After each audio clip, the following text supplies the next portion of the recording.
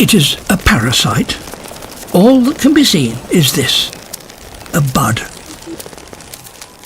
After about 5 years, the bud finally opens into a monstrous flower. It appears to have fur, even whiskers and teeth. Their surface is tough and warty.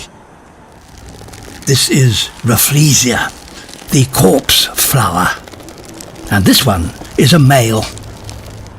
From its centre comes the pungent odour of death. It's a scent that might not appeal to every animal, but it's very attractive to carrion flies.